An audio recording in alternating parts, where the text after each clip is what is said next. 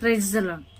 ಪ್ರಿಯರೇ, ಇಂದು ನಾವು ಪಂಚಶತಮ ಹಬ್ಬವನ್ನ ಕೊಂಡಾಡ್ತಾ ಇದ್ದೀವಿ. ಪಂಚಶತಮ ಹಬ್ಬ ಅಂತ ಹೇಳಿದ್ರೆ ಪವಿತ್ರಾತ್ಮರ ಆಗಮನ. ಪವಿತ್ರಾತ್ಮರನ್ನ ಆಗಮನ ನಮ್ಮ ಹೃದಯಕ್ಕೆ ನಾವು ಬರಮಾಡಿಕೊಂಡಂತ ಆ ಕ್ಷಣಕ್ಕಾಗಿ ಆ ದಿನವನ್ನ ನೆನೆದು ನಾವಿವತ್ತು ಆ ದಿನವನ್ನ ಪಂಚಶತಮ ದಿನ, ಪವಿತ್ರಾತ್ಮರ ಆಗಮನದ ದಿನ ಅಥವಾ ಧರ್ಮಸಭೆಯು ಉಜ್ಜೀವನಗೊಂಡಂತ ಸಮಯ, ಧರ್ಮಸಭೆ ಸ್ಥಾಪಿತವಾದಂತ ದಿನ ಎಂಬುದಾಗಿ ನಾವು ಈ ಒಂದು ಹಬ್ಬವನ್ನ ವಿಜೃಂಭಣೆಯಿಂದ ಕೊಂಡಾಡ್ತೀವಿ. ಸರಿಯಾಗಿ ನಮಗೆ ಪವಿತ್ರಾತ್ಮರ ಬಗ್ಗೆ ಅರಿವಿಲ್ಲದ ಕಾರಣ, ಪವಿತ್ರಾತ್ಮರ ಬಗ್ಗೆ ಜಾಸ್ತಿ ನಾವು ತಿಳಿದುಕೊಳ್ಳದ ಕಾರಣ ಪವಿತ್ರಾತ್ಮರ ಬಗ್ಗೆ ನಮಗೆ ಅಷ್ಟಾಗಿ ಗೊತ್ತಿಲ್ಲ. ಆದ್ರೂ ಕೂಡ ಯೇಸು ಸ್ವಾಮಿ ಆಗಾಗ ಅಲ್ಲಿ ಶಿಷ್ಯರಿಗೆ ಹೇಳ್ತಾ ಇದ್ರು, ನಾನ್ ನಿಮ್ಮನ್ನ ಬಿಟ್ಟು ಹೋಗ್ತೀನಿ, ನಾನ್ ತಂದೆ ಬಳಿಗೆ ಹೋಗ್ಬೇಕು, ನಾನ್ ತಂದೆ ಬಳಿಗೆ ಹೋದಾಗ ನಾನ್ ನಿಮಗೊಬ್ಬ ಸಹಾಯಕರನ್ನ ಕೊಡ್ತೀನಿ, ನಾನು ನಿಮ್ಮನ್ನ ಅನಾಥರನ್ನಾಗಿ ಬಿಟ್ಟೋಗಲ್ಲ,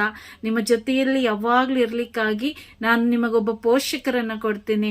ಹೀಗೆ ಯೇಸು ಸ್ವಾಮಿ ಆಗಾಗ ಪ್ರೇಷಿತರಿಗೆ, ಅಂದರೆ ತಾನು ಆರಿಸಿಕೊಂಡಂತ ಮಕ್ಕಳಿಗೆ ಆಗಾಗ ಪವಿತ್ರಾತ್ಮರ ಬಗ್ಗೆ ಚಿಟಕಾಗಿ ಅವರು ಹೇಳ್ತಾ ಇದ್ರು. ಬಟ್ ಅವರು ಇದನ್ನು ಕೇಳಿದಂತ ಪ್ರೇಷಿತರಿಗೆ ಅಥವಾ ಶಿಷ್ಯರಿಗೆ ಇದರ ಅರಿವು ಆಗ್ಲಿಲ್ಲ, ಪವಿತ್ರಾತ್ಮರ ಅರಿವು ಆಗ್ಲಿಲ್ಲ. ನಾವು ಯೇಸು ಸ್ವಾಮಿಯನ್ನ ನೋಡುವಾಗ ಯೋಹಾನರ ಬರೆದ ಸಂದೇಶ 7ನೇ ಅಧ್ಯಾಯ 37, 38, 39 ವಚನಗಳನ್ನ ಧ್ಯಾನ ಮಾಡುವಾಗ ಅಲ್ಲಿ ನಾವು ನೋಡ್ತೇವೆ, ಯೇಸು ಸ್ವಾಮಿ ಹಬ್ಬದ ದಿನ ಎದ್ದು ನಿಂತು ಮಹಾದೇವಾಲಯದಲ್ಲಿ ಎದ್ದು ನಿಂತು ಗಟ್ಟಿಯಾದ ಧ್ವನಿಯಿಂದ ಕೂಗಿ ಹೇಳ್ತಾರೆ, ಯಾವನಾದರೂ ಬಾಯಾರಿದ್ದರೆ ಅವನು ನನ್ನ ಬಳಿಗೆ ಬಂದು ಕುಡಿಯಲಿ, ನಾನು ಅವನಿಗೆ ಜೀವ ಜಲವನ್ನ ಕೊಡ್ತೇನೆ ಅಂತ ಹೇಳಿ ಅದನ್ನ ಮುಂದುವರಿಸಿ ವಾಕ್ಯದಲ್ಲಿ ಹೇಳ್ತಾರೆ. ಯಾಕೆ ಯೇಸು ಸ್ವಾಮಿ ಮಾತುಗಳನ್ನ ಆಡಿದ್ರು ಅಂದ್ರೆ ಪವಿತ್ರಾತ್ಮರನ್ನ ಕುರಿತು ಮಾತನಾಡಿದ್ರು. ಯಾಕಂದ್ರೆ ಪವಿತ್ರಾತ್ಮರು ಇನ್ನು ಬಂದಿರಲಿಲ್ಲ, ಕಾರಣ ಯೇಸು ಸ್ವಾಮಿ ಇನ್ನು ಮೇಲೇರಿ ಹೋಗಿರ್ಲಿಲ್ಲ ಎಂಬುದಾಗಿ ದೇವರ ವಾಕ್ಯ ಹೇಳ್ತದೆ. ಅಂದ್ರೆ ಯೇಸು ಸ್ವಾಮಿ ಮೇಲೇರಿ ಹೋಗ್ಬೇಕು, ತಂದೆಯ ಬಳಿಗೆ ಹೋದಾಗ ಮಾತ್ರವೇ ಆ ಪವಿತ್ರಾತ್ಮರ ಆಗಮನವಾಗುವಂಥದ್ದು. ಅದನ್ನ ಯೇಸು ಸ್ವಾಮಿ ನಮಗೆ ಅಲ್ಲಿ ಸ್ಪಷ್ಟಪಡಿಸ್ತಾರೆ. ಸ್ಪಷ್ಟಪಡಿಸಿದ ಆದ್ಮೇಲೆ ನಾವಿಲ್ಲಿ ಪ್ರೇಷಿತರ ಕಾರ್ಯಕಲಾಪದಲ್ಲಿ ನೋಡ್ತೇವೆ, ಯೇಸು ಸ್ವಾಮಿ ಸ್ವರ್ಗಾರೋಹಣರಾದ ಮೇಲೆ ತಂದೆ ನಿರೀಕ್ಷಿಸಿದ ಗಳಿಗೆಯಲ್ಲಿ, ತಂದೆ ಯಾವ ಒಂದು ಸಮಯವನ್ನ ನಿಗದಿಪಡಿಸಿದ್ರೋ ಆ ಸಮಯಕ್ಕಾಗಿ ನೀವು ಕಾದುಕೊಂಡಿರಿ, ನೀವು ಜೆರುಸಲೇಮಿನಲ್ಲೇ ಕಾದುಕೊಂಡಿರಿ ಎಂಬುದಾಗಿ ಯೇಸು ಸ್ವಾಮಿ ಆ ಶಕ್ತಿ ಬರುವವರೆಗೂ, ಆ ವರವನ್ನ ನೀವು ಪಡೆದುಕೊಳ್ಳುವವರೆಗೂ ಜೆರುಸಲೇಮಿನಲ್ಲೇ ಕಾದುಕೊಂಡಿರಿ ಎಂಬುದಾಗಿ ಹೇಳ್ತಾರೆ. ಹೇಳಿದಾದ್ಮೇಲೆ ಪ್ರೇಷಿತರು ಏನ್ ಮಾಡ್ತಾರೆ, ಆ ಜೆರುಸಲೇಮನ್ನ ಬಿಟ್ಟು ಅವರು ಹೋಗ್ಲಿಲ್ಲ. ಕಾರಣ ಆ ಜೆರುಸಲೇಮಿನಲ್ಲಿ ಅವರು ಬಹಿರಂಗವಾಗಿ ಓಡಾಡ್ಲಿಕ್ಕೂ ಕೂಡ ಭಯ ಪಡ್ತಾ ಇದ್ರು. ಒಂದು ಭಯದ ಜೀವನವಾಗಿತ್ತು ಪ್ರೇಷಿತರದು. ಯಾಕೆ ಅಂತ ಹೇಳಿದ್ರೆ ತನ್ನ ಜೊತೆಯಲ್ಲಿದ್ದಂತ ಆ ಒಂದು ವ್ಯಕ್ತಿ ನಮ್ಮ ಜೊತೆಯಲ್ಲಿದ್ರು, ಅವರನ್ನ ನಾವು ರಕ್ಷಕರು ಎಂಬುದಾಗಿ ನಂಬಿದ್ವಿ. ಅವರು ನಮ್ಮ ಜೊತೆಯಲ್ಲಿ ನಮ್ಮ ಅಗತ್ಯಗಳನ್ನೆಲ್ಲ ನೋಡ್ಕೊತಾ ಇದ್ರು. ಅವರು ಇರುವಾಗ ನಮಗೆ ಯಾವ ಭಯ ಇರಲಿಲ್ಲ, ಯಾವ ಕೊರತೆ ಇರಲಿಲ್ಲ. ಅವರು ಇರುವಾಗ ನಾವು ಧೈರ್ಯದಲ್ಲಿ ಇದ್ವಿ. ಆದ್ರೆ ಇವತ್ತು ಆ ವ್ಯಕ್ತಿ ಇಲ್ಲ, ನಮ್ಮ ಜೊತೆಯಲ್ಲಿದ್ದಂತ ವ್ಯಕ್ತಿ ಇಲ್ಲ. ಅವರನ್ನ ಹಿಡಿದು ಬಿಟ್ರು ಯಹೂದ್ಯರು, ಅವರನ್ನ ಘೋರವಾದ ಯಾತನೆಗೆ ಗುರಿಪಡಿಸಿದ್ರು, ಅವರನ್ನ ಕ್ರೂರವಾಗಿ ಶಿಲುಬೆಗೆ ಹಾಕಿ ಕೊಂದು ಬಿಟ್ರು. ಇದೆಲ್ಲವನ್ನ ಅವರು ನೋಡಿ ಅವರಲ್ಲಿ ಒಂದು ಭಯ ಇತ್ತು. ನಾವು ಹೊರಗಡೆ ಓಡಾಡಿದ್ರೆ ಈ ಯಹೂದ್ಯರು ಯೇಸುವಿಗೆ ಏನನ್ನ ಮಾಡಿದ್ರು ಅದನ್ನ ನಮಗೂ ಮಾಡಿಬಿಡ್ತಾರೆ ಅನ್ನುವಂತ ಭಯ, ನಮ್ಮನ್ನು ಕೊಂದು ಬಿಡ್ತಾರೆ ಅನ್ನುವಂತ ಭಯದಲ್ಲಿ ಈ ಪ್ರೇಷಿತರು ಏನ್ ಮಾಡಿದ್ರು ಅಂತ ಹೇಳಿದ್ರೆ, ಒಂದು ಮನೆಯಲ್ಲಿ ಒಂದು ರೂಮಿನಲ್ಲಿ ಬಾಗಿಲನ್ನ ಹಾಕಿ ಒಳಗಡೆನೆ ಕೂತ್ಕೊಂಡ್ರು. ಯೇಸು ಸ್ವಾಮಿ ಹೇಳಿದಂತ ಆ ಸಮಯಕ್ಕಾಗಿ ಅವರು ಕಾದುಕೊಂಡಿರುವಂತ ಆ ಸಂದರ್ಭದಲ್ಲಿ ಒಂದು ದಿನ ಆ ಸಮಯ ಬಂತು. ಅದೇ ಈ ಪಂಚಶತಮ ಹಬ್ಬದ ದಿನ. ಇವತ್ತು ನಾವು ಅದನ್ನ ಕೊಂಡಾಡ್ತಾ ಇದೀವಿ.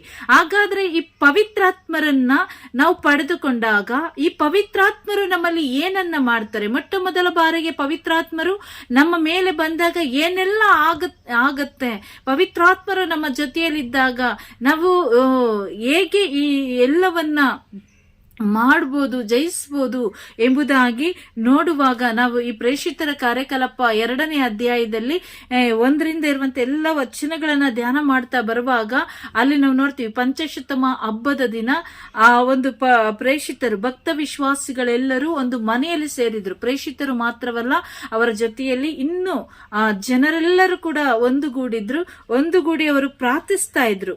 ಪ್ರಾರ್ಥನೆ ಮಾಡುವಂತ ಸಮಯದಲ್ಲಿ ಪಕ್ಕನೆ ಬಿರುಗಾಳಿ ಬೀಸುತ್ತಿದೆಯೋ ಎಂಬಂತೆ ಏನಾಯ್ತು, ಶಬ್ದ ಒಂದು ಆಕಾಶದಿಂದ ಕೇಳಿ ಬಂತು. ಅದು ಅವರು ಕುಳಿತಿದ್ದ ಮನೆಯನ್ನೆಲ್ಲ ಮಾರ್ದನಿಸಿತ್ತು. ಅಲ್ಲದೆ ಅಗ್ನಿ ಜ್ವಾಲೆಗಳು ಕೆನ್ನಾಲಿಗೆಯ ಜ್ವಾಲೆಯಂತೆ ಕಾಣಿಸಿಕೊಂಡವು. ಅವು ವಿಂಗಡವಾಗಿ ಎಲ್ಲರ ಮೇಲೂ ನೆಲೆಸಿದವು. ಬರೀ ಪ್ರೇಷಿತರ ಮೇಲಲ್ಲ, ಅಲ್ಲಿ ಯಾರೆಲ್ಲ ಭಕ್ತ ವಿಶ್ವಾಸಿಗಳು ಇದ್ರೋ, ಯೇಸುವನ್ನ ನಂಬಿದವರು, ಯೇಸುವಿನಲ್ಲಿ ವಿಶ್ವಾಸವಿಟ್ಟವರು, ಯೇಸುವಿನಲ್ಲಿ ಭರವಸೆ ಇಟ್ಟವರು ಇದ್ರೋ, ಅವರೆಲ್ಲರ ಮೇಲೂ ಪವಿತ್ರಾತ್ಮರು ಇಳಿದು ಬರುವುದನ್ನ, ನೆಲೆಸುವುದನ್ನ ನಾವು ಆ ವಾಕ್ಯದಲ್ಲಿ ನಾವು ನೋಡ್ತೇವೆ. ಪ್ರಿಯರೇ, ವಾಕ್ಯವನ್ನ ನೋಡುವಾಗ ಇವರೆಲ್ಲರೂ ಒಂದು ಮನೆಯಲ್ಲಿ ಭಯದಲ್ಲಿ ಕುಳಿತಿರುವಂತಹ ಸಂದರ್ಭದಲ್ಲಿ ಯೇಸು ಸ್ವಾಮಿ ಆ ಮನೆಯ ಆ ಬಾಗಿಲನ್ನ ಮುರಿದು ಒಳಗಡೆ ಬರುವುದನ್ನ ನಾವು ನೋಡ್ತೇವೆ. ಯೋಹಾನರು ಬರೆದ ಶುಭ ಸಂದೇಶದಲ್ಲಿ ನಾವು ನೋಡ್ತೇವೆ. ಯೇಸು ಸ್ವಾಮಿ ಆ ಶಿಷ್ಯರು ಒಂದುಗೂಡಿದಂತ ಆ ಒಂದು ಕೋಣೆಯೊಳಗಡೆ ಬಂದು ಅವರ ಮಧ್ಯದಲ್ಲಿ ನಿಂತು ಅವರಿಗೆ ಹೇಳ್ತಾರೆ, ಅವರ ಮೇಲೆ ಉಸಿರುವುದಿ ಅವರಿಗೆ ನಿಮಗೆ ಶಾಂತಿ ಎಂಬುದಾಗಿ ನುಡಿತಾರೆ. ಶಾಂತಿ ಎಂಬುದಾಗಿ ನುಡಿಯುವುದನ್ನ ನಾವು ನೋಡ್ತೇವೆ. ಆದ್ಮೇಲೆ ಯೇಸು ಸ್ವಾಮಿ ಹೇಳ್ತಾರೆ, ಇಲ್ಲಿ ನಾವು ನೋಡ್ತೇವೆ, ಇಲ್ಲಿ ಯೋಹಾನರು ಬರೆಸುವ ಸಂದೇಶ 20ನೇ ಅಧ್ಯಾಯ 19ನೇ ವಚನ. ಅದೇ ಭಾನುವಾರ ಸಂಜೆ ಶಿಷ್ಯರು ಒಂದು ಮನೆಯಲ್ಲಿ ಕೂಡಿದರು. ಯೆಹೂದ್ಯರಿಗೆ ಅಂಜಿ ಮನೆಯ ಬಾಗಿಲನ್ನು ಮುಚ್ಚಿಕೊಂಡು ಒಳಗೆ ಇದ್ದರು. ಆಗ ಯೇಸು ಬಂದು ಅವರ ನಡುವೆ ನಿಂತರು. ನಿಮಗೆ ಶಾಂತಿ ಎಂದು ಹೇಳಿ ತಮ್ಮ ಕೈಗಳನ್ನು ಮತ್ತು ಪಕ್ಕೆಗಳನ್ನು ತೋರಿಸಿದರು. ಪ್ರಭುವನ್ನು ಕಂಡು ಶಿಷ್ಯರಿಗೆ ಮಹಾದಾನಂದವಾಯಿತು. ಯೇಸು ಪುನಃ ನಿಮಗೆ ಶಾಂತಿ, ಪಿತನು ನನ್ನನ್ನು ಕಳಿಸಿದಂತೆ ನಾನು ನಿಮ್ಮನ್ನು ಕಳಿಸುತ್ತೇನೆ ಎಂದರು. ನಂತರ ಅವರ ಮೇಲೆ ಉಸಿರುವುದಿ ಪವಿತ್ರಾತ್ಮರನ್ನ ಸ್ವೀಕರಿಸ್ರಿ ಎಂಬುದಾಗಿ ಹೇಳ್ತಾರೆ. ಭಯದಲ್ಲಿ ಇದ್ದಂತ ಆ ಒಂದು ಶಿಷ್ಯರ ಮಧ್ಯದಲ್ಲಿ ಆಗಮಿಸಿ ಬಂದ್ರು. ಪಂಚಶತಮ ಹಬ್ಬದ ದಿನ ಪ್ರಭು ಯೇಸು ಅವರು ನೆಲೆಸಿದ್ದಂತ ಮನೆಯ ಬಾಗಿಲುಗಳನ್ನು ಮುಚ್ಚಿಕೊಂಡು ಅವರು ಒಳಗಡೆ ಇದ್ರು. ಅವರ ನಡುವೆ ಯೇಸು ಬಂದು ನಿಂತು ಹೇಳಿದ್ರು, ನಾನು ನಿಮಗೆ ಹೇಳಿದ್ನಲ್ಲ, ನನ್ನ ಪಿತ ವಾಗ್ದಾನ ಮಾಡಿದಂತ ಆ ಶಕ್ತಿಯನ್ನ, ವರವನ್ನ ನಿಮಗೆ ಕೊಡ್ತೀನಿ ಅಂತೇಳಿ, ಅದು ಇದೇ ದಿನ ಇದೇ ಸಮಯವಾಗಿದೆ ಅಂತೇಳಿ ಅವರಿಗೆ ಶಾಂತಿಯನ್ನು ಮೊದಲು ಕೋರಿದ್ರು. ಸಮಾಧಾನದಿಂದ ಇರ್ರಿ, ಶಾಂತಿಯಿಂದ ಇರ್ರಿ, ಯಾವುದಕ್ಕೂ ಗಲಿಬಿಲಿ ಆಗ್ಬೇಡ್ರಿ ಅಂತೇಳಿ ಅವರಲ್ಲಿ ಮೊದಲು ಶಾಂತಿಯನ್ನ ತುಂಬಿಸಿ, ಆಮೇಲೆ ಅವರ ಮೇಲೆ ಉಸಿರನ್ನ ಊದಿ ಅವರು ಪವಿತ್ರಾತ್ಮರನ್ನ ಅವರಿಗೆ ಕೊಟ್ರು. ಆ ಪವಿತ್ರಾತ್ಮರ ಶಕ್ತಿ ಬಿರುಗಾಳಿಯಂತೆ ಆರಂಭಿಸಿತು. ಹೇಗೆ ಅಂತ ಹೇಳಿದ್ರೆ, ಆ ದೇವರ ವಾಕ್ಯ ಹೇಳ್ತದೆ, ಬಿರುಗಾಳಿ ಬೀಸುತ್ತಿದೆಯೋ ಎಂಬಂತೆ ಮಹಾಶಬ್ದ ಒಂದು ಆಕಾಶದಲ್ಲಿ ಕೇಳಿ ಬಂತು. ಯೇಸು ಸ್ವಾಮಿ ಆ ಒಂದು ಶಿಷ್ಯರ ಮಧ್ಯದಲ್ಲಿ ನಿಂತು ಉಸಿರನ್ನ ಊದುವಾಗ ಆ ಉಸಿರು, ಆ ಜೀವಶ್ವಾಸ, ಆ ಒಂದು ಶಕ್ತಿ, ಪವಿತ್ರಾತ್ಮರ ಶಕ್ತಿ, ಆ ಒಂದು ಪವಿತ್ರಾತ್ಮರ ವರ ಹೇಗೆ ಅಲ್ಲಿ ಆರ್ಭಟಿಸಿತ್ತು ಅಂತ ಹೇಳಿದ್ರೆ, ಅದು ದೊಡ್ಡ ಒಂದು ಬಿರುಗಾಳಿ ಬೀಸುತ್ತಿದೆಯೋ ಎಂಬಂತೆ ಆಕಾಶದಲ್ಲಿ ಆ ಮಹಾ ಶಬ್ದ ಒಂದು ಉಂಟಾಗ್ತದೆ. ಆ ಶಬ್ದ ಏನು ಎಂಬುದಾಗಿ ಶಿಷ್ಯರು ತಲೆ ಎತ್ತಿ ಪರಲೋಕದ ಕಡೆಗೆ ನೋಡುವಾಗ ಅಲ್ಲಿಂದ ಆ ಪವಿತ್ರಾತ್ಮರು ಕೆನ್ನಾಲಿಗೆಯ ಜ್ವಾಲೆಯ ರೂಪದಲ್ಲಿ ಪ್ರತಿಯೊಬ್ಬರ ಮೇಲೆ ವಿಂಗಡವಾಗಿ ಅವರು ಇಳಿದು ಬರ್ತಾರೆ. ಯೇಸು ಸ್ವಾಮಿ ಆ ಸಮಯದಲ್ಲಿ ಪವಿತ್ರಾತ್ಮರನ್ನ ಉಸಿರುವುದಿ ಕಳಿಸಿದ್ರು. ಪ್ರಿಯರೇ, ಈ ಉಸಿರುವುದದು ಅನ್ನುವುದನ್ನ ನಾವು 2 ಸ್ಥಳಗಳಲ್ಲಿ ನಾವು ನೋಡ್ತೇವೆ. ದೇವರು ಉಸಿರು ಊದುವುದನ್ನ ನಾವು 2 ಸ್ಥಳಗಳಲ್ಲಿ ನೋಡ್ತೇವೆ. ಮೊದಲನೇದಾಗಿ ನಾವು ನೋಡುವಾಗ ಈ ಉಸಿರನ್ನ ದೇವರು ಎಲ್ಲಿ ಊದಿದ್ರು ಅಂತೇಳಿ ನೋಡುವಾಗ ನಾವು ಆದಿಕಾಂಡದಲ್ಲಿ ನಾವು ನೋಡ್ತೇವೆ. ಆದಿಕಾಂಡದಲ್ಲಿ ದೇವರು 2ನೇ ಅಧ್ಯಾಯದಲ್ಲಿ ದೇವರು ಮನುಷ್ಯನನ್ನ ಮಣ್ಣಿನಿಂದ ಸೃಷ್ಟಿ ಮಾಡಿದಾಗ, ಆ ಸೃಷ್ಟಿ ಮಾಡಿದಂತ ಆಕಾರವನ್ನು, ಮಣ್ಣಿನಿಂದ ಆಕಾರವನ್ನ, ರೂಪವನ್ನ ಕೊಟ್ಟಂತ ದೇವರು ಅವನಲ್ಲಿ ಏನ್ ಮಾಡ್ತಾರೆ, ಮನುಷ್ಯನ ಮೂಗಿನಲ್ಲಿ ತಮ್ಮ ಉಸಿರನ್ನ ಊದಿ ಅವನಿಗೆ ಜೀವವನ್ನ ಕೊಡ್ತಾರೆ. ಆ ಜೀವನೇ ಪರಿಶುದ್ಧ ಆತ್ಮರು. ಪ್ರಿಯರೇ, ಇವತ್ತು ನಮ್ಮ ದೇಹದಲ್ಲಿ ನಾವು ಎಲ್ಲ ಅಂಗಗಳನ್ನ ನೋಡಿ ನಾವು ಗುರುತಿಸಬಹುದು. ಇದು ಕೈ, ಇದು ಕಾಲು, ಇದು ಕಣ್ಣು, ಇದು ಕರುಳು, ಇದು ಕಿಡ್ನಿ, ಇದು ಹೃದಯ, ಎಲ್ಲದಕ್ಕೂ ಒಂದು ಆಕಾರ, ಒಂದು ರೂಪ ಇದೆ. ಈಗ ನಾವು ಯೇಸು ಸ್ವಾಮಿಯನ್ನ ಕೂಡ ನಮ್ಮದೇ ಆದಂತ ಚಿತ್ರಣಗಳಲ್ಲಿ ನೋಡಿ ಇವರನ್ನ ಯೇಸು ಎಂಬುದಾಗಿ ಹೇಳ್ತೀವಿ. ತಂದೆಯಾದ ದೇವರನ್ನು ನೋಡುವಾಗ ಅವರು ವಯಸ್ಸಾದಂತ ವ್ಯಕ್ತಿ, ಗಡ್ಡ ಬಿಟ್ಟಿದ್ದಾರೆ, ಬಿಳಿ ಕೂದಲು, ಬಿಳಿ ಗಡ್ಡ, ಬಿಳಿ ಬಟ್ಟೆಯನ್ನ ಧರಿಸಿರ್ತಾರೆ ಹೀಗೆ. ಆದ್ರೆ ಪವಿತ್ರಾತ್ಮರನ್ನ ನೋಡುವಾಗ ನಾವು ಅವರಿಗೆ ಒಂದು ರೂಪ ಕೊಡ್ಲಿಕ್ಕೆ ಆಗಲ್ಲ. ಅವರನ್ನ ಆ ರೂಪ ದರ್ಶನದಲ್ಲಿ ನಾವು ಕಾಣ್ಲಿಕ್ಕೆ ಆಗಲ್ಲ. ಅವರನ್ನ ಯಾವ ರೀತಿಯಾಗಿ ನಾವು ನೋಡ್ತೇವೆ ಅಂತ ಹೇಳಿದ್ರೆ, ಒಂದು ಪಾರಿವಾಳದ ರೂಪದಲ್ಲಿ, ಒಂದು ತಂಗಾಳಿಯ ರೂಪದಲ್ಲಿ, ಬಿರುಗಾಳಿಯ ರೂಪದಲ್ಲಿ ನಾವು ಅವರನ್ನ ಗುರುತಿಸ್ತೀವಿ. ಕಾರಣ ಏನ್ ಗೊತ್ತಾ, ನಮ್ಮ ಶರೀರದಲ್ಲಿ ಎಲ್ಲ ಅಂಗಗಳನ್ನ ನಾವು ಗುರುತಿಸಬಹುದು, ಆದ್ರೆ ನಮ್ಮ ಉಸಿರಿದೆಯಲ್ಲ, ಅದಕ್ಕೆ ಬಣ್ಣ ಇಲ್ಲ, ಆಕಾರ ಇಲ್ಲ, ಅದನ್ನ ಕಂಡುಹಿಡಿಲಿಕ್ಕೆ ಆಗಲ್ಲ. ಅದಕ್ಕೆ ಮನುಷ್ಯನ ಉಸಿರು ಹೋದ್ಮೇಲೆ ಅದು ಹೇಗ್ ಹೋಗುತ್ತೆ ಅಂತೇಳಿ ಗೊತ್ತಾಗಲ್ಲ. ನೋಡ್ರಿ, ಇವಾಗ ಒಂದು ಹೃದಯವನ್ನ ಆಪರೇಷನ್ ಮಾಡಿ ತೆಗೆದು ಇನ್ನೊಂದು ಹೃದಯವನ್ನ ಕೂಡ ಹಾಕ್ತಾರೆ, ಯಾಕಂದ್ರೆ ಅವ್ರಿಗೆ ಗೊತ್ತು ಇದು ಹೃದಯ ಅಂತೇಳಿ. ಆದ್ರೆ ಉಸಿರನ್ನ ಯಾರ ಕೈಯಿಂದಲೂ ಕೂಡ ಕೊಡ್ಲಿಕ್ಕಾಗಲ್ಲ. ಉಸಿರನ್ನ ಕೊಟ್ಟವರು ದೇವರು. ಆ ಉಸಿರನ್ನ ತೆಗೆದುಕೊಳ್ಳುವಂತ ಅಧಿಕಾರ ಇರುವಂತದ್ದು ದೇವರಿಗೆ. ಆ ಉಸಿರು, ಆ ಜೀವದ ಗಾಳಿ, ಅದು ಮತ್ತೆ ದೇವರ ಸನ್ನಿಧಿಗೆ ಸೇರ್ಬೇಕು. ಅವತ್ತು ಪಾಪದಿಂದ, ಅವಿಧೇಯತೆಯಿಂದ ಆ ಉಸಿರನ್ನ ಊದಿದಂತ ಆ ದೇವರ ಶಕ್ತಿಯನ್ನ, ವರವನ್ನ ಪಾಪ ಮಾಡಿ ನಾವು ಮರಣ ಎಂಬ ಆ ಪಾಪದ ಚಿಹ್ನೆಗೆ ನಾವು ಗುರಿಯಾಗ್ಬಿಟ್ವಿ. ಆದರೆ ಇಲ್ಲಿ ಹೊಸ ಒಡಂಬಡಿಕೆಗೆ ಬಂದಾಗ ಅಂದು ಉಸಿರೂದಿದಂತ ದೇವರು ಮತ್ತೆ ನಮಗೆ ಪಾಪದ ಬಂಧನದಲ್ಲಿ, ಈ ಲೋಕದ ಆಶಾಪಾಶಗಳಲ್ಲಿ ಬಿದ್ದು ಹೋಗಿ ನಾವು ಜೀವಂತ ಶವವಾಗಿ ಜೀವಿಸ್ತಾ ಇದ್ದೀವಿ. ಆದ್ರೂ ಕೂಡ ಆ ಜೀವದಲ್ಲಿ ಒಂದು ಪ್ರಸನ್ನತೆ ಇಲ್ಲದ ಕಾರಣ, ಒಂದು ಶಕ್ತಿ ಇಲ್ಲದ ಕಾರಣ, ಒಂದು ಕಾರ್ಯ ಇಲ್ಲದ ಕಾರಣ ದೇವರು ಮತ್ತೆ ಆ ಉಸಿರನ್ನ ಊದಿನೇ ಆ ಶಕ್ತಿಯನ್ನ ನಮಗೆ ಕೊಡುವಂತದ್ದನ್ನ ನಾವು ನೋಡ್ತೀವಿ. ಮತ್ತೆ ಈ ಎರಡನೆಯದಾಗಿ ನೋಡುವಾಗ ಪವಿತ್ರಾತ್ಮ, ಅವರೆಲ್ಲರೂ ಪವಿತ್ರಾತ್ಮ ಭರಿತರಾದರು, ಆತ್ಮ ಪ್ರೇರಣೆಯಿಂದ ಬೇರೆ ಬೇರೆ ಭಾಷೆಗಳಲ್ಲಿ ಮಾತನಾಡತೊಡಗಿದರು. ಬೇರೆ ಬೇರೆ ಭಾಷೆಗಳಲ್ಲಿ ಮಾತನಾಡತೊಡಗಿದ್ರು. ಇದನ್ನ ಕೂಡ ನಾವು ತುಂಬಾ ಗಮನವಿಟ್ಟು ಆಲಿಸುವಾಗ ದೇವರು ಇಲ್ಲಿ ವಿವಿಧ ಭಾಷೆಗಳಲ್ಲಿ ಮಾತನಾಡಿದ್ರು. ಅವ್ರು ಮಾತನಾಡುವಂತದ್ದು ಎಲ್ಲವೂ ಕೂಡ ಬೇರೆಯವರಿಗೆ ಕೂಡ ಅರ್ಥ ಆಯ್ತು. ನಾನಾ ರೀತಿಯ ಭಾಷೆಯವರಿದ್ರು. ನಾನೀಗ ನನ್ನ ಭಾಷೆ ಕನ್ನಡ ಅಂತ ಹೇಳಿದ್ರೆ, ನಾನು ಕನ್ನಡದಲ್ಲಿ ಮಾತನಾಡ್ತಾ ಇದ್ರೆ ನೀವು ಯಾವ ಭಾಷೆಯವರಾಗಿರ್ಲಿ, ಕನ್ನಡ, ಇಂಗ್ಲಿಷು, ತಮಿಳು, ಮಲಯಾಳಂ, ಯಾವ ಭಾಷೆಯಲ್ಲಿದ್ದವರಿಗೂ ಕೂಡ ನಾನು ಮಾತಾಡ್ತಾ ಇರುವಂತ ಕನ್ನಡ ಅವರಿಗೆ ಅವರ ಭಾಷೆಯಲ್ಲಿ ಕೇಳುವಂತ ಆ ಒಂದು ವರವನ್ನ ಇಲ್ಲಿ ದೇವರು ಎಲ್ಲರ ಮೇಲೆ ಸುರಿಸಿದ್ರು. ಪ್ರೇರಣೆ ನಾವು ಇದನ್ನ ನೋಡುವಾಗ ಆದಿಕಾಂಡ 11ನೇ ಅಧ್ಯಾಯದಲ್ಲಿ ಬಾಬಿಲೋನ್ ಪಟ್ಟಣವನ್ನ ಕಟ್ಟಲಿಕ್ಕಾಗಿ ಜನರು ಮುಂದಾದಾಗ ತಮ್ಮ ಜ್ಞಾನವನ್ನ ಬಳಸಿಕೊಂಡು ಅವ್ರೇನ್ ಮಾಡ್ತಾರೆ, ದೇವರು ಪರಲೋಕದಲ್ಲಿದ್ದಾರೆ, ನಾವು ಭೂಮಿಯಲ್ಲಿದ್ದೀವಿ, ಆದ್ದರಿಂದ ಭೂಲೋಕದಿಂದ ಪರಲೋಕಕ್ಕೆ ಒಂದು ಪಟ್ಟಣವನ್ನ ಕಟ್ಟಿಬಿಡೋಣ, ಡೈರೆಕ್ಟ್ ನಾವು ದೇವರನ್ನ ಕಾಣ್ಬೇಕು ಅಂದ್ರೆ ಸ್ವರ್ಗಕ್ಕೆ ಹೋಗಿ ನೋಡ್ಬೋದು, ಆಕಾಶದಲ್ಲಿ ಪರಲೋಕದಲ್ಲಿ ಹೋಗಿ ನೋಡ್ಬೋದು ಅಂತೇಳಿ ಜನರು ಆ ತಮ್ಮ ಜ್ಞಾನದಲ್ಲಿ ಏನ್ ಮಾಡ್ತಾರೆ, ಆ ಒಂದು ಪಟ್ಟಣವನ್ನ ಭೂಮಿಯಿಂದ ಆಕಾಶದವರೆಗೂ ಏರುವಂತ ಒಂದು ಪಟ್ಟಣವನ್ನ ಕಟ್ಟಲಿಕ್ಕಾಗಿ ಅವರು ಮುಂದಾಗ್ತಾರೆ. ದೇವರು ಒಂದು ದಿನ ನೋಡ್ತಾರೆ, ಇವರ ಪಟ್ಟಣವನ್ನ ಕಟ್ಟಿ ಕಟ್ಟಿ ಕಟ್ಟಿ ಕಟ್ಟಿ ಆಕಾಶವನ್ನ ಮುಟ್ಲಿಕ್ಕೆ ಅವರು ಬರ್ತಾ ಇದ್ದಾರೆ ಅನ್ನೋದು ದೇವರಿಗೆ ಗೊತ್ತಾಯ್ತು.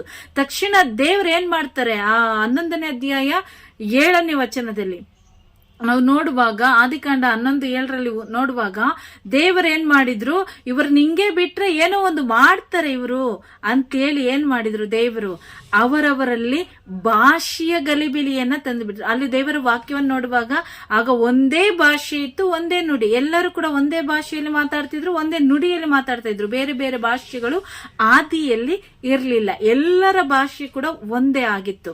ಯಾವಾಗ ಈ ಜನರ ಜ್ಞಾನ, ಆ ನಾಶವಾಗುವಂತ ಜ್ಞಾನ ಬೆಳೀತಾ ಬಂತೋ, ದೇವ್ರು ಅಂದ್ಕೊಂಡ್ರು ಇವ್ರನ್ನ ಬಿಟ್ರೆ ಇವ್ರು ಏನೋ ಒಂದು ಮಾಡ್ತಾರೆ ಅಂತೇಳಿ ದೇವ್ರು ಏನ್ ಮಾಡಿದ್ರು, ಅಲ್ಲಿ ಭಾಷೆ ಅನ್ನುವಂಥದ್ದನ್ನ ಗಲಿಬಿಲಿ ಮಾಡ್ಬಿಟ್ರು. ಅಂದ್ರೆ ಯಾಕೆ ಗಲಿಬಿಲಿ ಮಾಡಿದ್ರು ಅಂತ ಹೇಳಿದ್ರೆ, ಅವರವರಲ್ಲೇ ಅವ್ರು ಮಾತಾಡ್ತಿರೋದು ಅರ್ಥ ಆಗ್ತಾ ಇಲ್ಲ. ಒಬ್ಬ ಇಟ್ಟಿಗೆ ಕೇಳಿದ್ರೆ ಇನ್ನೊಬ್ಬ ಸಿಮೆಂಟ್ ತಂದ್ಕೊಡ್ತಾನೆ, ಇನ್ನೊಬ್ಬ ಸಿಮೆಂಟ್ ಕೇಳಿದ್ರೆ ಇನ್ನೊಬ್ಬ ಮರಳು ತಂದ್ಕೊಡ್ತಾನೆ, ಇನ್ನೊಬ್ಬ ಮರಳು ಕೇಳಿದ್ರೆ ಇನ್ನೊಬ್ಬ ಕಂಬಿ ತಂದ್ಕೊಡ್ತಾನೆ. ಭಾಷೆಗಳ ಗಲಿಬಿಲಿ ಉಂಟಾಯ್ತು. ಇವ್ರು ಏನ್ ಕೇಳ್ತಾ ಇದ್ದಾರೆ ಅಂತ ಹೇಳಿ ಇವ್ರಿಗೆ ಅರ್ಥ ಆಗ್ಲಿಲ್ಲ. ಒಬ್ಬರಿಗೊಬ್ಬರು ಭಾಷೆಯಲ್ಲಿ ಕಚ್ಚಾಡ್ಕೊಂಡು ಹೊರಗಡೆ ಬಂದ್ಬಿಟ್ರು. ಅವತ್ತಿಂದ ಇವತ್ತು ನಾವು ನೋಡ್ರಿ, ಇವತ್ತು ನಾವು ಪವಿತ್ರಾತ್ಮರ ಜ್ಞಾನದಲ್ಲಿ, ಇವತ್ತು ನಮಗೆ ಮಲಯಾಳಂ ಬರಲ್ಲ, ತಮಿಳ್ ಬರಲ್ಲ, ನಾವು ಹೋಗಿ ಒಂದು ಪ್ರಾರ್ಥನೆ ಮಾಡಿ ಆ ಪ್ರಾರ್ಥನೆಯಲ್ಲಿ ಒಂದು ದೇವರ ವಾಕ್ಯವನ್ನ ಮಲಯಾಳಮಲ್ಲೋ ತೆಲುಗಲ್ಲೋ ತಮಿಳಲ್ಲೋ ಕೇಳುವಾಗ ಕೆಲವೊಂದು ದೈವಿಕ ಜ್ಞಾನದಲ್ಲಿ ಅವೆಲ್ಲವೂ ಕೂಡ ನಮಗೆ ಅರ್ಥ ಆಗ್ತದೆ. ಅವರು ಯಾವ ಭಾಷೆಯಲ್ಲಿ ಮಾತಾಡ್ತಾ ಇದ್ರು ಕೂಡ ಆ ಒಂದು ದೈವಿಕ ಜ್ಞಾನ, ಪವಿತ್ರವಾದಂತ ಜ್ಞಾನ, ಪರಿಶುದ್ಧಾತ್ಮನ ಜ್ಞಾನದಲ್ಲಿ ನಾವು ಅದನ್ನ ಕೇಳಿಸಿಕೊಳ್ಳುವಾಗ, ವರದಲ್ಲಿ ಕೇಳಿಸಿಕೊಳ್ಳುವಾಗ ಅದು ನಮಗೆ ಅರ್ಥ ಆಗ್ತದೆ.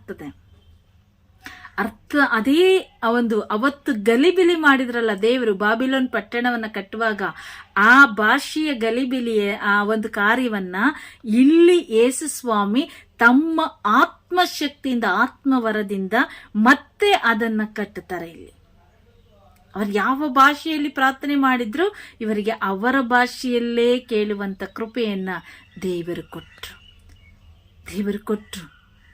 ಮತ್ತೆ ಇಲ್ಲಿ ಒಂದು ಧರ್ಮಸಭೆಯನ್ನು ಉಂಟು ಮಾಡ್ತಾರೆ. ನಾವು ಮತ್ತಾಯನ ಶುಭ ಸಂದೇಶದಲ್ಲಿ 16ನೇ ಅಧ್ಯಾಯದಲ್ಲಿ ನಾವು ನೋಡುವಾಗ 18ನೇ ವಾಕ್ಯದಲ್ಲಿ ನಾವು ನೋಡುವಾಗ ಯೇಸು ಸ್ವಾಮಿ ಪೇತ್ರನಿಗೆ ಹೇಳ್ತಾರೆ, ನಿನ್ನ ಹೆಸರು ಪೇತ್ರ, ನಾನು ನಿನ್ನ ಮೇಲೆ ನನ್ನ ಧರ್ಮಸಭೆಯನ್ನ ಕಟ್ತಾ ಇದ್ದೀನಿ ಅಂತ ದೇವರು ಹೇಳ್ತಾರೆ. ಆ ಧರ್ಮಸಭೆಯನ್ನು ಅವತ್ತು ಕಟ್ತೀನಿ ಅಂತ ಹೇಳಿದ್ರಲ್ಲ ದೇವರು, ಇವತ್ತು ಪರಿಶುದ್ಧಾತ್ಮನ ಜ್ಞಾನದ ಶಕ್ತಿಯ ಅಭಿಷೇಕದಲ್ಲಿ ಇವತ್ತು ಆ ಧರ್ಮಸಭೆ ಉಗಮವಾಯಿತು. ಅವತ್ತು ಪೇತ್ರನಿಗೆ ಅರ್ಥ ಆಗ್ಲಿಲ್ಲ ಏನಿರ್ಬೋದು ಇದು ಅಂತೇಳಿ.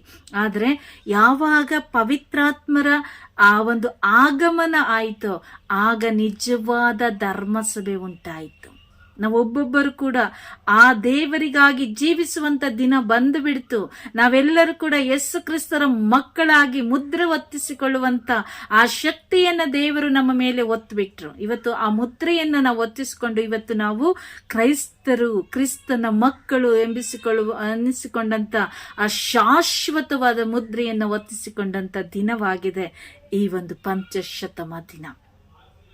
ಭಯದಲ್ಲಿ, ಆತಂಕದಲ್ಲಿ ಇದ್ದಂತ ಪ್ರೇಷಿತರು, ಒಂದು ಮನೆಯಲ್ಲಿ ಭಯದಲ್ಲಿ ಕುಳಿತಿದ್ದವರಿಗೆ ದೇವರು 4ನೇದಾಗಿ ಧೈರ್ಯದ ಆತ್ಮರನ್ನ ಕಳಿಸಿಕೊಟ್ರು.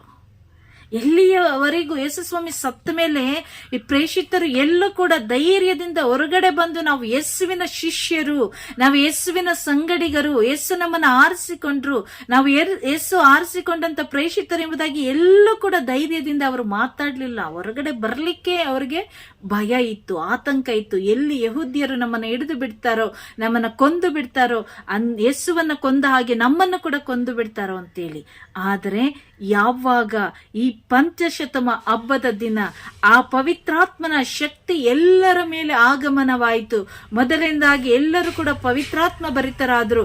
ಎರಡನೆಯದಾಗಿ ಅವರು ಯಾವ ಭಾಷೆಗಳಲ್ಲಿ ಮಾತನಾಡಿದ್ರು ಕೂಡ ಅವರು ಅವರದೇ ಆದಂತ ಭಾಷೆಗಳಲ್ಲಿ ಅರ್ಥ ಮಾಡಿಕೊಳ್ಳುವಂತ ಅಜ್ಞಾನ ವಿವೇಕದಾಯಕ ಆತ್ಮವು ಪ್ರತಿಯೊಬ್ಬರಲ್ಲೂ ಬಂದು ನೆಲೆಸಿತು. ಮೂರನೆಯದಾಗಿ ದೇವರು ಅಂದು ಧರ್ಮಸಭೆಯ ಉಗಮವನ್ನ ಮಾಡಿದ್ರು. ಆ ಧರ್ಮಸಭೆಗೆ ಸಾಕ್ಷಿಯಾಗಿ, ಧರ್ಮಸಭೆಯ ಶಿರಸ್ಸಾಗಿರುವಂತ ಯೇಸುವಿಗೆ ಸಾಕ್ಷಿಯಾಗುವಂತೆ ಅಲ್ಲಿದ್ದಂತ ಪ್ರತಿಯೊಬ್ಬರು ಅಂಜುಬುರುಕರಾಗಿದ್ದಂತ, ಅಧೈರ್ಯದಲ್ಲಿದ್ದಂತ, ಆ ನಂಬಿಕೆಯನ್ನು ಕಳೆದುಕೊಂಡಿದ್ದಂತ ವ್ಯಕ್ತಿಯಲ್ಲಿ ಆತ್ಮವಿಶ್ವಾಸವನ್ನ ಮೂಡಿಸಿದ್ರು. ಅವರ ಭಯವನ್ನ ತೆಗೆದು ಹಾಕಿದ್ರು. ಧೈರ್ಯದ ಆತ್ಮರಾಗಿ ಪವಿತ್ರಾತ್ಮರು ಅಲ್ಲಿ ಪ್ರವೇಶ ಮಾಡಿದ್ರು. ಆಗ ತಕ್ಷಣ ಯಾವಾಗ ಈ ಒಂದು ಕಾರ್ಯ ಆಯಿತೋ, ಪೇತ್ರ, ಹೊರಗಡೆ ಬರದಂತ ಪೇತ್ರ, ಮೀನಿಡಿಲಿಕ್ಕೆ ಹೋಗ್ಬಿಡ್ತೀನಿ ಅಂತ ಹೇಳಿದಂತ ಪೇತ್ರ ಧೈರ್ಯವಾಗಿ ಅಲ್ಲಿ ನಿಂತು ಶುಭ ಸಂದೇಶವನ್ನ ಸಾರ್ತಾರೆ. ಏನು ಆ ಶುಭ ಸಂದೇಶ ಅಂತ ಹೇಳಿದ್ರೆ ನಾವು ಇಲ್ಲಿ ನೋಡ್ತೇವೆ. 14ನೇ ವಾಕ್ಯ, ಪ್ರೇಷಿತರ ಕಾರ್ಯಕಲಾಪ 2:14 ಪೇತ್ರನು ಇತರ 11 ಮಂದಿ ಪ್ರೇಷಿತರೊಡನೆ ಎದ್ದು ನಿಂತು ಜನ ಸಮೂಹವನ್ನ ಉದ್ದೇಶಿಸಿ ಗಟ್ಟಿಯಾದ ಧ್ವನಿಯಿಂದ ಹೀಗೆಂದು ಪ್ರಬೋಧಿಸಿದನು, ಯೆಹೂದ್ಯ ಜನರೇ, ಜೆರುಸಲೇಮಿನ ಸಕಲ ನಿವಾಸಿಗಳೇ, ನನಗೆ ಕಿವಿಗೊಡಿ. ಈ ಘಟನೆ ಅರ್ಥ ನಿಮಗೆ ಮನದಟ್ಟಾಗಲಿ. ಯಾವಾಗ ಯೇಸುವೆ ಪ್ರಭು ಯೇಸುವೆ ರಕ್ಷಕರು, ಯೇಸುವೆ ನಿಜವಾದ ಪರಿಪಾಲಕರು ಎಂಬುದಾಗಿ ಪೇತ್ರ ಅಂದು ನೆರೆದಿದ್ದಂತ ಪ್ರತಿಯೊಬ್ಬ, ಅವರು ಯಾರಿಗೂ ಹೆದರಲಿಲ್ಲ. ಈಜಿಪ್ಟ್ನವರು, ಯಹೂದ್ಯರು, ಅವರು ಬಲಶಾಲಿಗಳು, ಅವರು ಪರಾಕ್ರಮಿಗಳು, ನಮ್ಮನ್ನು ಕೊಂದು ಬಿಡ್ತಾರೆ, ನಾಶ ಮಾಡ್ಬಿಡ್ತಾರೆ, ಎಲ್ಲ ಅಂಜಿಕೆ ಭಯ ಎಲ್ಲ ಬಿಟ್ಟೋಯ್ತು. ಧೈರ್ಯವಾಗಿ ಹೇಳಿದ್ರು, ಬದುಕಿದ್ರು ಯೇಸುವಿಗಾಗಿ, ಸತ್ರು ಯೇಸುವಿಗಾಗಿ ಅಂತೇಳಿ ಆ ಪಂಚಶತಮ ಹಬ್ಬದಿಂದ ಪವಿತ್ರಾತ್ಮರನ್ನು ಪಡೆದುಕೊಂಡಂತ ಆ ಒಂದು ಪರಿಶುದ್ಧ ಆ ಭಕ್ತ ಸಮೂಹ, ಆ ಪ್ರೇಷಿತರು ಧೈರ್ಯವಾಗಿ ನಿಂತು ಯೇಸುವಿಗೆ ಸಾಕ್ಷಿಯಾದಂತ ದಿನವಾಗಿದೆ ಈ ಪರಿಶುದ್ಧವಾದ ದಿನ, ಪವಿತ್ರಾತ್ಮರ ದಿನ. ಈ ಪವಿತ್ರಾತ್ಮರ ದಿನದಲ್ಲಿ ನಾವು ಕೂಡ ಬಲಹೀನರಾಗಿದ್ದರೆ ಪವಿತ್ರಾತ್ಮರ ಶಕ್ತಿಗಾಗಿ ನಾವು ಪ್ರಾರ್ಥಿಸುತ್ತಾ ಶಕ್ತಿಯನ್ನು ನಾವು ಪಡೆದುಕೊಂಡು ಜೀವಿಸೋಣ. Price the lord.